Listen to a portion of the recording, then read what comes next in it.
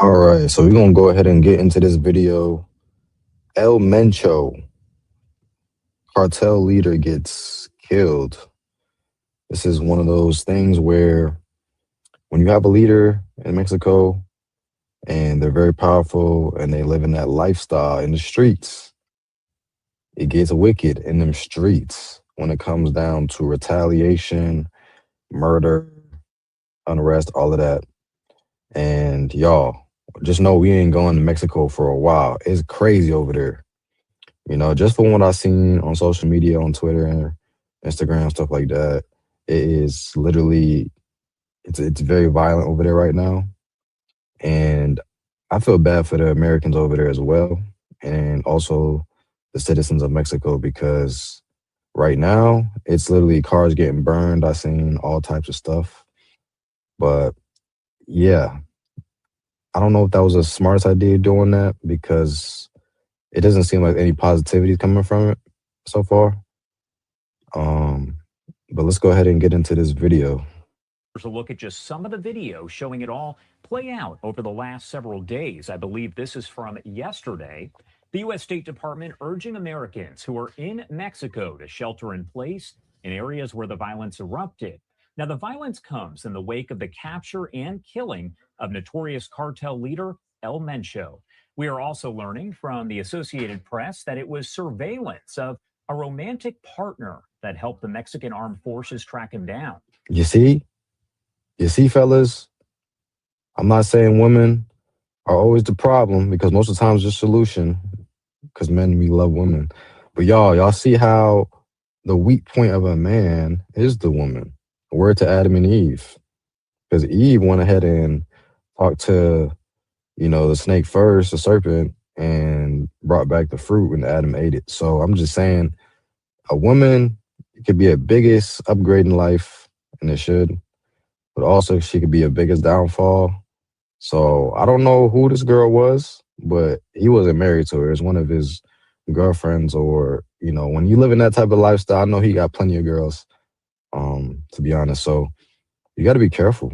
He probably knew her for a while. Thought everything was good, regular link up, and then not knowing that she was gonna be the reason that he gets taken down. So yeah, just that's tough.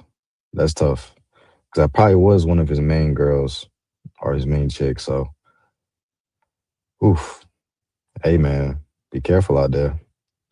I say that much. Use your spirits to discernment. Get one girl, get married. I'm saying that to myself too. I'm not married yet, but do the best you can. Shoot, be careful out here, man. But yeah, Adam and Eve, man. Hey, be careful.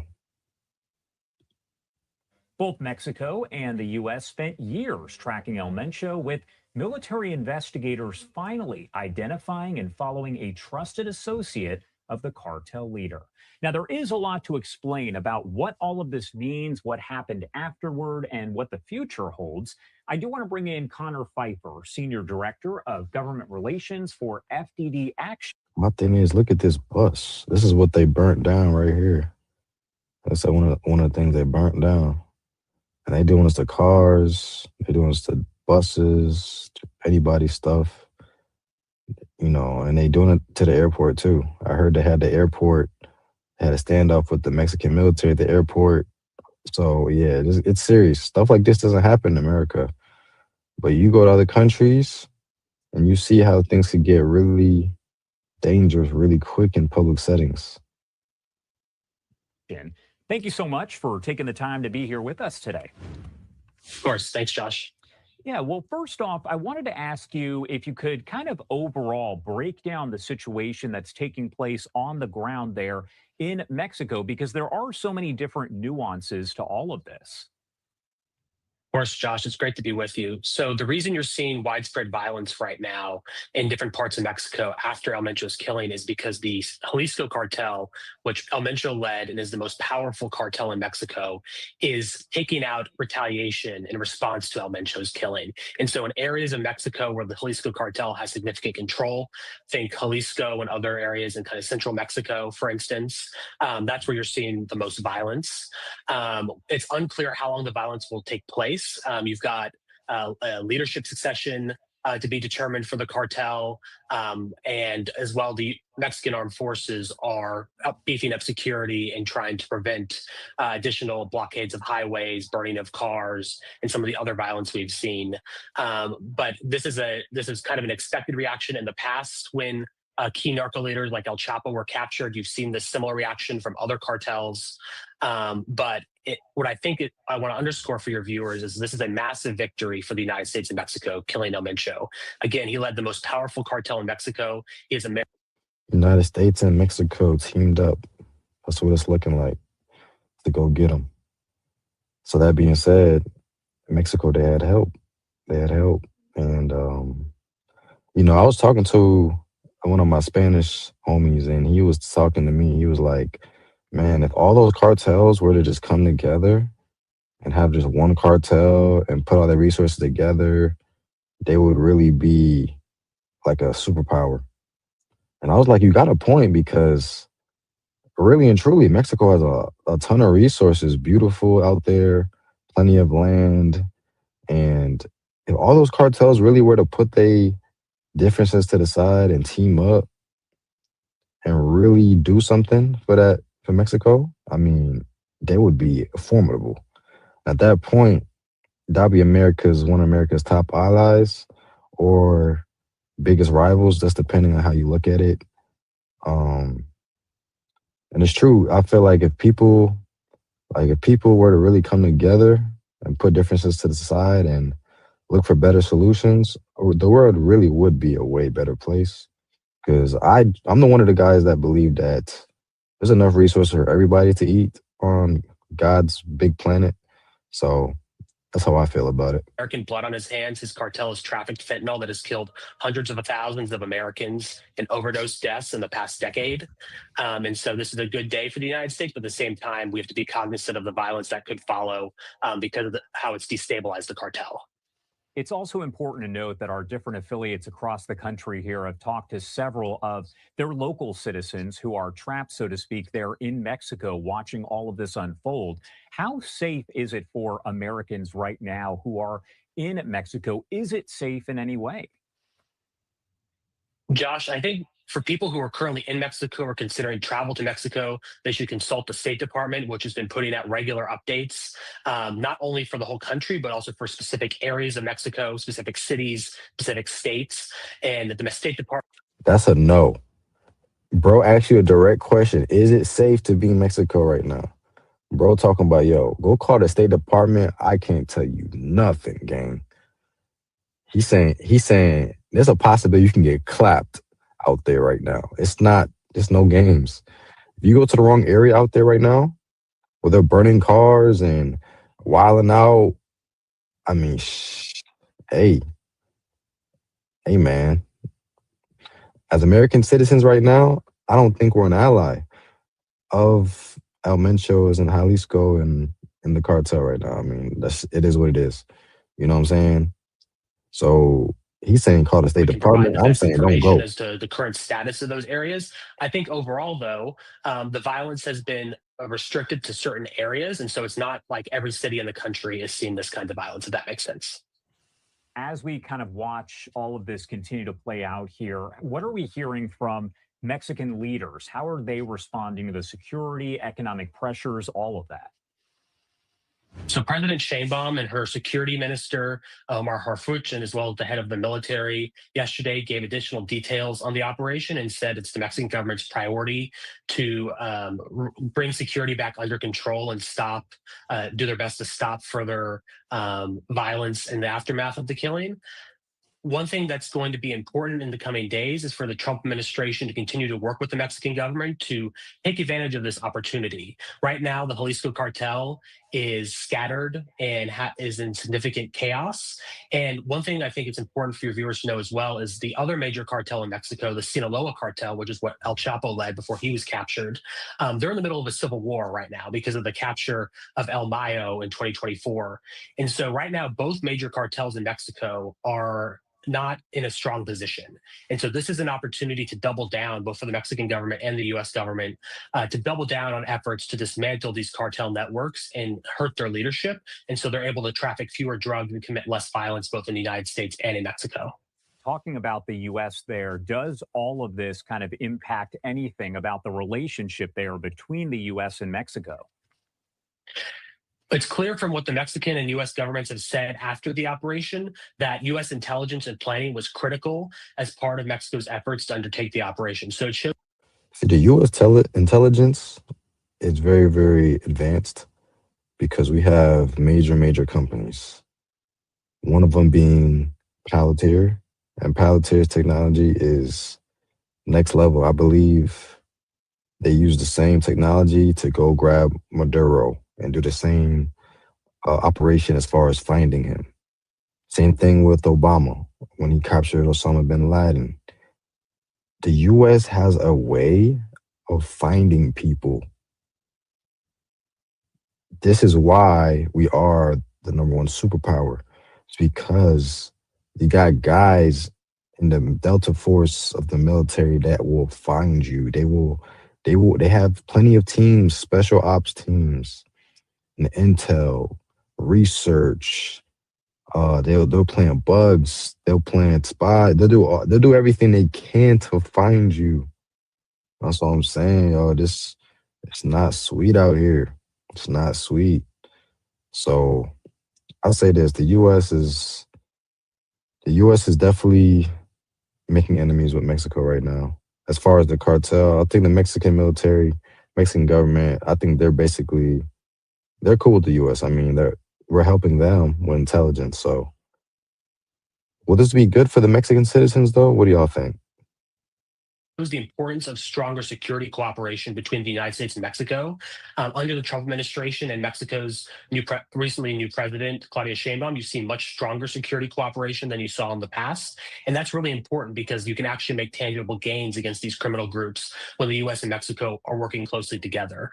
And so I think it's a reaffirmation of the importance of the Trump administration strategy of putting constant pressure, economic as well as security pressure, on the Mexican government to see outcomes like this. What should everyday people be paying close attention to as this does unfold? As we mentioned, the State Department is putting out updates, kind of providing information to folks who were either planning to travel or are there in Mexico right now. But what should the average American be paying attention to, and why? So, in terms of travel, like you mentioned, the State Department's the best resource. In terms of understanding what's happening and why this matters, um, Back to that State Department, he's not going to tell you what to do.